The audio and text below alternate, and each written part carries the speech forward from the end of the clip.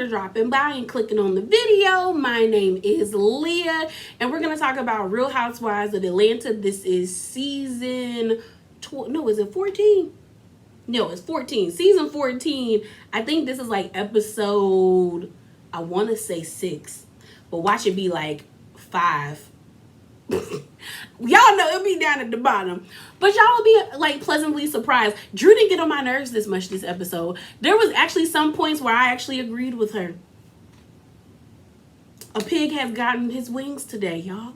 Really has. So let's get into it. And we're still at Sanya's Jamaican party event, and y'all know Drew done popped up and was like, what's up, you know? And everyone's kind of shocked. Sanya is kind of stuck because I don't think she thought Drew was gonna come, even though she's been trying to play like, oh, I want her to come. I don't really think Sanya wanted Drew to come, but she knows if she just outright acts like she didn't want to come, she gonna look crazy. Now, one thing I will say is I'm not that mad at Sanya, only because Sanya is doing the same thing that Drew did to Kenya last season. Kenya and Drew shouldn't have had a beef last season, mainly because Kenya didn't do anything to Drew. Kenya didn't do nothing. And Drew likes to say it was because she said that whole like, she brought like a straggler or strays in. That was in the confessional. She didn't say it to your face. So all of that energy you had, you can't just pinpoint to that moment that she said it last season because she didn't say it to you. You just get mad off of the internet after seeing it. But like in your presence, she was pretty much cordial. So I'm not like that pressed about saying you're being kind of like fake because Drew did it to Drew did it to Kenya. So it's kind of like karma just came back a little quicker than like I expected because Sanya's giving her the same treatment that she gave Kenya. So Drew pops in, everyone's there. You could already kind of tell that Sanya's mom had an issue with Drew. Like she kind of had that face like, I'm gonna be cordial, but I don't like this little girl. And I mean, her being a mom, it's understandable because it's like, I'm not gonna be cool with with a girl that's like beefing with my child. That's just the mother bear in them is always gonna come out. So I'm not gonna fault the lady because Mama Joyce does the same thing with anybody that comes at Candy, and we goes up for Mama Joyce sometimes. So I'm not gonna give Mama Sanya too much. So they did debut a lot of new confessionals today. So we got Candy with the blue. Unless like Kenya with the I think she looks good in the blue. Kenya with that purple. I hate that little like that it's supposed to be like a braid as a headband. I hate that on her. But the purple looks really good on her skin. They keep showing Marlo with their shortcut, which is like not really new. And then we got a new one with Sanya and Drew. I didn't like either Sanya's or Drew's. Sanya's is okay. Drew's, it made her look bigger than what she is, and she's not big, so I didn't like it. I ain't like that wig on her head. But Drew comes in, they sit down. We find out that Marlo won the Dirty Wine contest, and of course she was gonna win because Marlo has Megan Thee Stallion knees with the way she was bouncing. That's Marlo's like signature move, you know. And she presents Marlo with her 2012 gold medal, and that's what she got for winning. So they all sit down and they just start having a conversation. Sanya says, Drew, I'm glad you came. She was like, the last time we couldn't have a conversation. And Drew like immediately is like, well, I thought everything was good because you came to my room. I think the guy's name is like Artez or Arnez. You let him do your makeup for free. And that pissed Sanya off because Drew was basically insinuating that Sanya didn't, Drew was basically saying that like, girl, I paid for him to do your makeup. So like you got a service done for free because for me, like it was complimentary because we're friends. So then Sanya gets mad and she's like, it wasn't free. He sent me like a $25 like I guess receipt. And Drew was like, well, did you pay him? And she was like, no, because he hasn't contacted me back. And so that really pissed Sanya off because now she was like, you're trying to insinuate like I don't pay people and I pay my bills and I pay people. Like don't put that on me. So then they start going back and forth and everyone started like she starts getting mad, like everyone starts to get mad. And Drew is basically like, you had an issue with me and I don't understand why you have an issue with me. Like, I was cool with you. We had good communication. so far, but now all of a sudden you invite me to an event, to your Mommy Nation event, and then you disinvite me. Like, what's tea, sis? Like, I really feel like you're trying to get clout off of me. And that's when Sonya does, like, I'm a four-time Olympic gold medalist. I am the clout. I don't need clout from you. And like I said online, neither one of them can gain clout off of each other because they're on the same show. I didn't even know who Drew Sidora was until Drew got on this show. And like I said, mind you, my dorm would have like the game watch parties.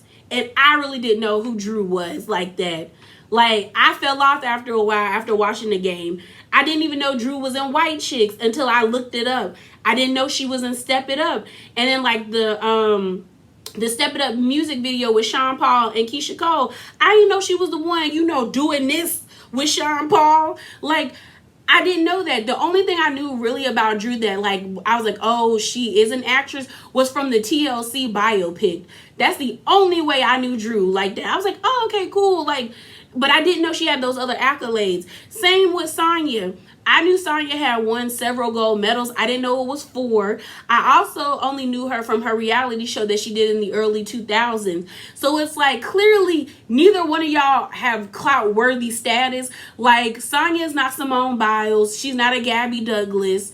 She's not, what's her name? Serena Williams. Like, she's not an athlete that, like, you first, like, pops in your mind. Like, when you think of like female athletes, like the ones I just named are the ones that pop into mind when people say female, like Naomi and them, I think it's Osaka. Like, those are people like, okay, that have been in the forefront of social media and like the media. Sonya hasn't. So for both of them to be like, you trying to get clout off of me, it's like, both of y'all are like D-list celebrities. Cut it out. Cut it out. Ain't nobody getting clout off of nobody. But like I said early on, Drew didn't get on my nerves because I actually agreed with Drew in this instant. I do think she was kind of wrong for using her buzzwords, because she kept, like, when she told Sonya, like, breathe, articulate your word. I said, ooh, bitch, you are being really condescending. And although it's wrong, I kind of live. So then Sonya's mom jumps in because Sonya was getting ate up. And I don't think the mom also liked how condescending Drew was being, because Drew was making faces the whole entire time like, girl. And Drew was just kind of like, you basically hurt my feelings. Like, I thought we were cool. I thought I was going to be invited to your Mommy Nation event. And then you disinvite me. And then you invite me to this. And it's just kind of like you stabbing me in my back and you twisting the knife. Like, I don't know what's up with us. I really don't know what's up with us. But after Sonya did the whole, I'm a 4-time gold medalist, whatever, everybody cheers. A lot of people thought that was like the mic drop. It kind of wasn't for me. But, I mean, brag on you. I'm not going to hate on nobody bragging on themselves. I'm just not. But what I do think is just like, Sonya was getting ate up by Drew. Like, because Drew was basically like, girl, I really didn't do nothing to you, and you are the one being fake towards me. And as well as, you got your mama into this now, because the mama was like, what are you arguing about? Like, and you making faces and you're over talking her. And I was just kind of like, Mama Sonya, be quiet, because your child is the one that kind of kicked this off, ma'am. Just saying. So then they all clap for her. So then they get to Drew inserts Kenya, where she was like, well, Kenya, did you talk to Candy about how uncomfortable you were about the panties? So then Candy gets in her feelings and she's like, what do you mean uncomfortable? And Kenya basically said, I was kind of uncomfortable. Like, you wanted us to wear panties where other people's husbands could control, like, the vibration of them. And I didn't like how Marlo or Candy, like, tried to be like, Marlo said Kenya has slept with everybody in Hollywood. Then you got you got Candy talking about, well, she was in that twa, that sex scene. And I'm like, a sex scene is not the same as being uncomfortable. Like, you can be uncomfortable in a sex scene, but she was comfortable. Why are you angry, Candy, that she's uncomfortable? Like, she's telling you she's uncomfortable. You just should have been like, well, I ain't mean to make you uncomfortable. It was just supposed to be a fun game. And you moved past it. The fact that you got so defensive, it makes you look weird, because the lady, like, she was uncomfortable. Like, she told you she was uncomfortable. And y'all trying to bring up that, like, I saw a lot of people being like, well, how uncomfortable can Kenya be when she was doing all of this last season at the bachelorette party? She consented to do the bachelorette party. And it was a bachelorette party and she felt comfortable. She didn't want to wear the panties because she felt uncomfortable. What is that not computing in y'all brains? Like, if I'm uncomfortable, I'm uncomfortable. It doesn't matter if I'm out here hoeing and having sex with everybody. If I tell you I don't want to and that I'm uncomfortable with a situation, you should just allow me to be uncomfortable and we move on from it. That doesn't make sense to me. Like, everybody online was trying to, like, make it seem like Kenya was being, like, unreasonable. But I'm like, if someone tells you that they're uncomfortable, they're uncomfortable. Like, deal with it and move on. So the next scene we get is of Marlo. She is at an event that is hosted, I guess, for women or young girls in the foster care system. We find out that Marlo was in the foster care system because her mom had a very hard and very bad substance abuse problem. And so she started this program called Glam It Up. I think she's been doing it since 2017. And basically she takes in the girls that she gives them like designer clothes and things of that nature. And Marla basically was like, when she was younger, I like the way they had us move, and they still make them move. That's why they oftentimes ask people to donate like luggage and suitcases towards foster kids or foster care programs, because a lot of the kids, they just tell them to throw their clothes in the garbage bags and they just move them from home to home to home. So Marla was like, she doesn't want anybody to feel the way she felt, like she was unworthy. So that's why she does Glam It Up, because she wants these girls to know that they are worthy of designer and worthy to look good and feel good about themselves. Once the event was over, Drew ends up FaceTiming Marlo. And Drew was like, girl, what happened? Because it felt a little heated before I got in there. And Marlo ends up telling her like how she felt like Kenya was lying about being sick. She also felt like Sonya was doing too much being up Kenya and Candy's butts, and she barely even knows them. And that's when Drew chimes in and is like, it's okay for her to make friends with other people, but it's not cool for you to like push aside push aside your people, like your friends that you already had before you came into the program. While that's going on, they stitch together a scene of Sonya talking to her sister, her mom, and her dad. And they talk about the event. They talk about how, they had a good time. And some people felt like it was tacky of them to talk about Drew's accolades. But I'm just kind of like, that's what we do with our family. Like, that's actual reality, reality. Like, if I had an issue and I'm with my parents, I'm going to be sitting down on at the kitchen table talking cash money issue about that person. And my parents are probably going to be like, girl, who are they? Like, that's just normal. That's normal. But was it wrong for them to do that? Yes. But I don't fault, her mom. Because her mom was like, what is the game? Because her mom's old enough to where I don't think she would probably watch the game when it was coming out. The daddy did the sound when Sonya she said, I'm a 4-time, gold medalist, blah, blah, blah. I am the Clout. And I guess in Jamaican culture, that's like, girl, you did that. So she was like, they always do it, all that stuff. And then the sister was like, it wasn't like she was Melody. Like, she wasn't that pivotal. And I was like, she was pivotal to the storyline. But go off, sis. Like, people started to watch the game more because of that storyline. But yeah, Drew just basically feels like Sonya moving funny and she don't like that and her feelings with her. But Marlo did let Drew know, like, when they were on FaceTime, like, girl, you was making a lot of faces. Like, a lot of faces. So then we get a scene of Sheree and her life coach. She done had this life coach for 4 years. And I didn't know she had been with Tyrone for that long. And I like what the coach told her. The coach was like, basically, this man had a fantasy of who you were because he was locked up. And now that he's released, the fantasy is no longer there. So there's no longer, I guess, any draw to being with you, even with her being on TV. And I think that's actually true. Like, y'all know I watch Love After Lockup, but if you don't know, I watch Love After Lockup. And it's a ratchet good mess. But a lot of the inmates, whether they be female or male, when they come out, they oftentimes, they change on the person. Some of them see the person as, a mark or a trick, or some of the people that actually have like real relationships, they're like, they act different, and it's because the draw to being with that person or the fantasy of being with that person is no longer there because they're no longer incarcerated. And that goes for the person that was incarcerated and the person that has been waiting. It's like you built up a fantasy in your mind of like what you think life is going to be, and then the harsh real life things start to happen, and that person isn't what you think they're supposed to be. Things start to shift, and that's just normal. So I just think it's weird that Sheree is still holding on to She by Sheree.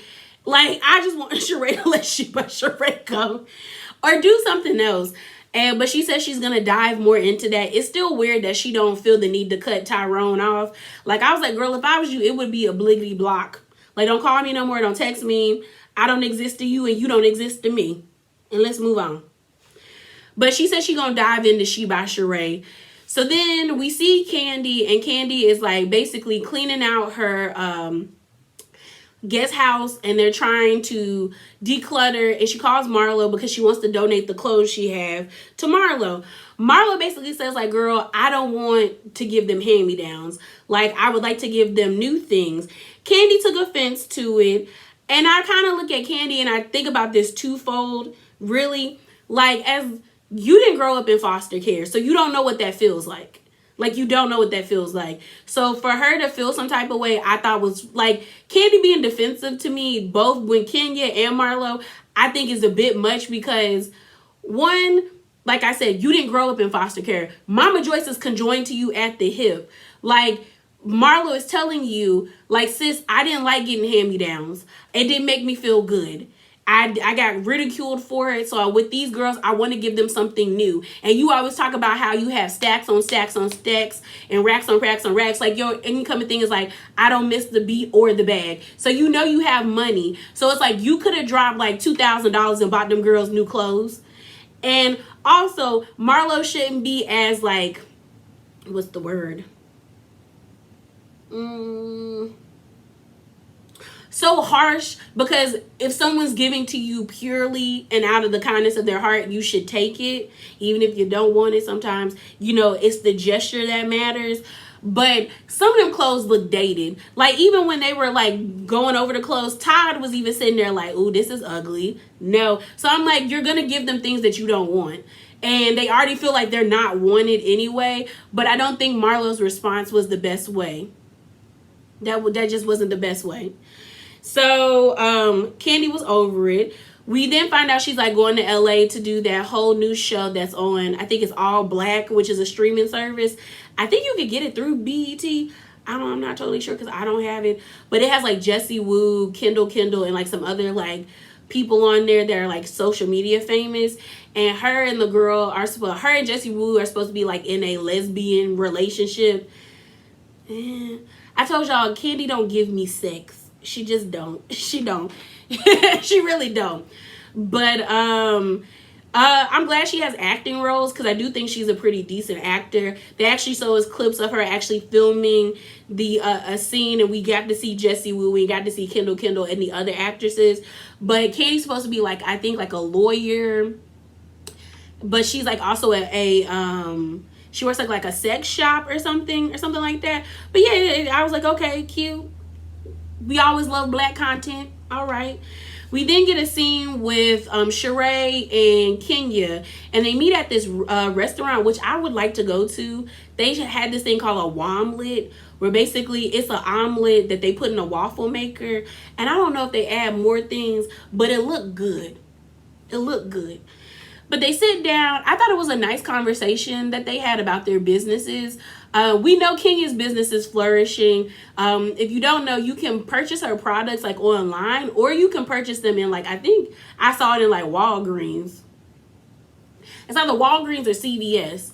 But you know, she's distributing her product, and she was talking about how she missed the deadline. Like, she was trying to get her products in Walmart, and she missed the deadline for them to be like tested, or for the people at Walmart headquarters to see if they really wanted to start selling her product.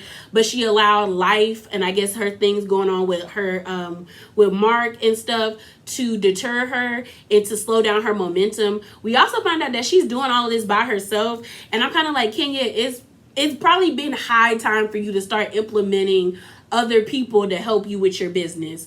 Then Sheree gets on talking about She by Sheree, and she's like, everybody knows about She by Sheree, but there's no product. And she was like, what happened is, like, I would get in these rooms with these men, and then months and months of things are going well, and then all of a sudden they want to talk to me, they want to date me, and I'm too professional for that. And I was like, Kenya was like, girl, women. I'm like, Sheree, women. My thing is, like, I don't really think Sheree wants She by Sheree to be anything. If you want my 2 cents, I think Sheree is happy with just being a beautiful black housewife and calling it a day, and just getting some fame and success off of, like, being an influencer and promoting other people's products, which there's nothing wrong with it, but I don't think she knows really what to do with She by Sheree, because she's been promoting She by Sheree since 2008. They showed us, and I'm like, it's now 2022, and all you have to say that you made, like, yoga mats and water bottles. Like, let it go. Let it go. Turn She by Sheree into something else that you're a lot passionate about. I really think if Sheree did, like, She by Sheree, like, interior designing, like, pillows and, like, blankets and, like, furniture sets and home decor, she would be happy about that. Her house is actually really lovely. So I'm just kind of like, maybe the reason why your stuff hasn't gotten off the ground per se is because you're not passionate about fashion. Marlo's archives works for her because Marlo is passionate about that. But you can tell that Sheree's not passionate about this, or it would have got off the ground by now, even with them creepy men.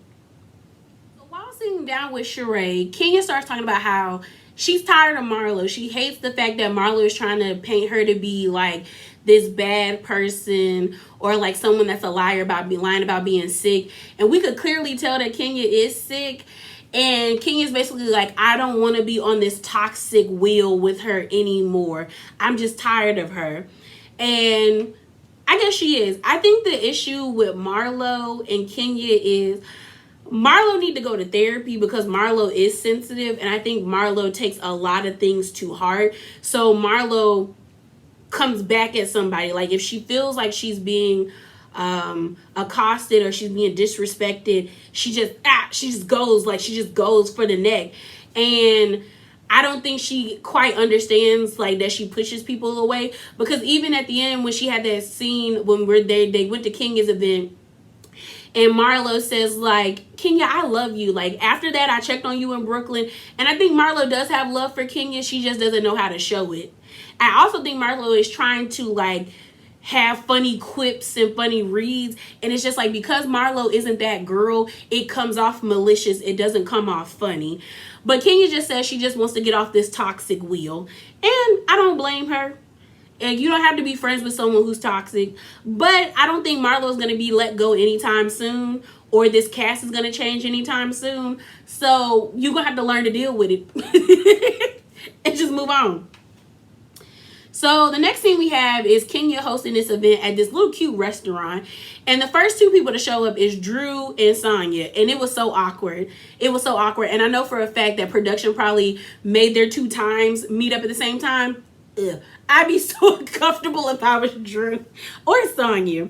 We then see Marlo comes next, and the 3 of them have a conversation where Marlo basically is telling them about her sister, and how her sister is actually in jail for just a simple traffic violation, but they don't want to let her out because they can tell that she's having she's mentally ill. They can tell that she's mentally ill, and she's wanted them to agree to let her do like a outpatient treatment, but the judge is like, I'm not releasing you until you do an inpatient treatment. Like, she has to be at a facility. And so Marlo was like, technically she could be out of jail before the holidays if she would just agree to come do this inpatient facility. The boys could come and see her, and then they could, move on, start building back that relationship. But because she isn't honestly all the way there, the judge just won't let her out, because he's like, I'm not gonna let you out to, like, I guess, harm yourself or harm others. So Marlo's just like, it's just a lot right now. So Kenya finally shows up. Marlo and her talk. That wig that wig needs to be burned. I don't know why Kenya had that wig on. I really don't know why. Kenya needs to start wearing wigs that, like, maybe she just needs to do leave out, and not even a lot of leave out. I know there's that, like, that new wig where it's like V shape where you can leave a little bit of leave out, because these wigs look horrible. Like, I cackled when Marlo said Kenya got on a Mary Kay wig. That was so funny to me. But they sit down. They're just talking. Sheree shows up and they finally, like, talk. And basically, everyone's just, like, having a conversation. Marlo brings up about Candy. Kenya tries to interject and tell Marlo that, what'd she say about Marlo? Oh, she interjects and basically is saying that, like, Marlo, you can't put value in clothes. And I'm like, no, you shouldn't put value in clothes, but y'all don't have the same trauma that Marlo has. Same thing with Kenya in this whole Mark situation. Kenya holds on to Mark because Kenya doesn't want Brooklyn to face the same traumas that she had with having a mom that did not love her or care for her. Marlo puts that much energy into clothes because she was used to people just giving her clothes that they didn't want anymore, and she felt like maybe she wasn't good enough to have new clothes, so she didn't like that. So then her and Kenya go with a back and forth, and Kenya's like, I don't want to be friends with someone who talks behind my back, and Marlo's like, I said it in your face, so what are you talking about? And then Kenya's like, you can't get it, your cognitive skills aren't good. And Marlo said, no, that wig is what's not good. And I laughed because that wig looked horrid on Kenya. And then Kenya was like, of course, you're right, the wig doesn't look good. I had to get her. I said, Kenya, that was a good comeback, but you thought you was doing something with it because that wig looks a mess. That wig looks a mess. And we know you have a head full of hair. That wig looks horrid. So then the conversation pivots. Because I think Drew said something about it, like, yeah, like, I don't want to be friends with people who talk behind my back either.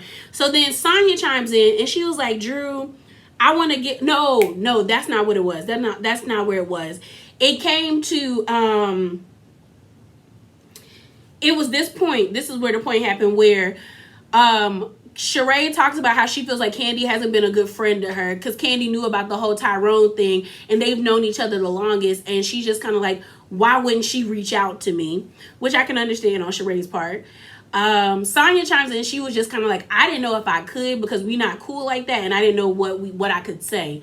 So then the conversation goes to, like, Marlo said, I felt some type of way that you didn't invite me to your, like, Mommy Nation event. And then Sonya's like, you know what? I apologize. I'm going to Portland. I'm doing another event. Y'all are invited to come. So Drew was like, oh, so you're inviting all of us? And she was like, no, I'm just inviting them. We still got things to work out. So Drew was like, so you disinvited me from another event? And Sonya's like, Drew, that's the issue with you. I didn't invite you to that event. I just told you about that event. So then they get to arguing about people being fake. And then Drew uses trigger words because Drew called Sonya psychotic because she went from 0 to 200 when they got the arguing and yelling back and forth. And Kenya was like pulling Drew's chair away. Marlo got up and got in between them. And that's one thing I do love about this cast, because there's an understanding that, like, we don't get physical.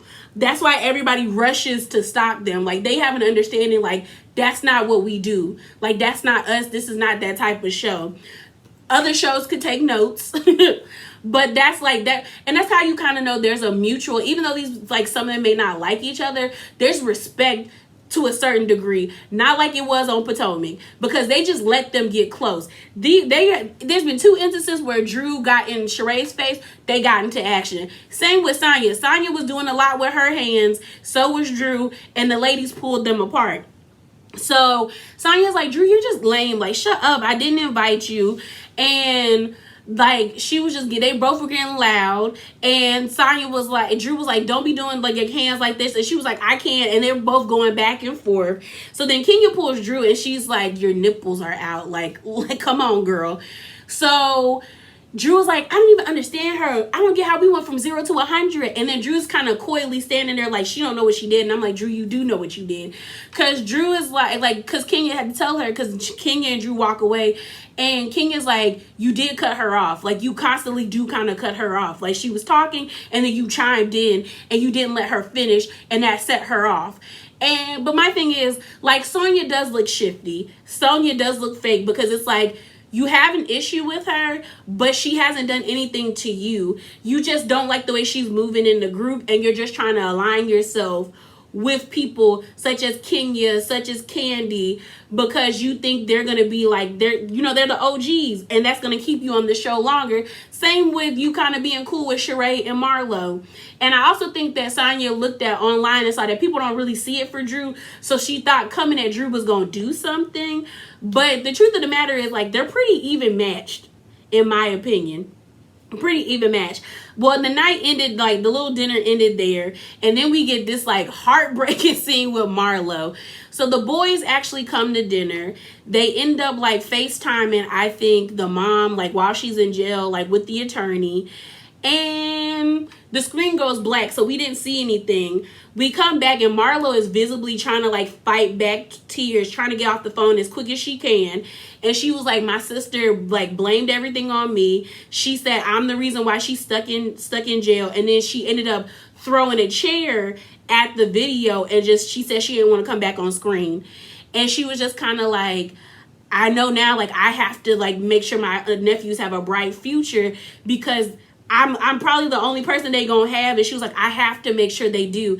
And I felt bad for Marlo. As much as Marlo be getting on my nerves, and she does too much, Marlo's, like, you can tell that this humanized Marlo, because it's like, you legitimately you uprooted your whole lifestyle to take care of kids that you really didn't have to. Like, Marlo could have let her nephews be in the foster care system. Like, just because you have family doesn't mean family always takes you in. But I think she wants to make sure that they don't end up like she does, feeling dejected and rejected. And honestly, they could still feel that way, but at least they know they have somebody they can count on, which is Marlo, and they Munty. So yeah, y'all, that was the end of this episode. I thought it was good. Next episode look like it's gonna be a mess. It's gonna be like Kenya versus Marlo, Candy versus Marlo, and then who else versus them? Somebody else versus somebody. But yeah, look good. So that is it. That is all. Remember to be bravely authentic, and drop down in them comments below. Deuces.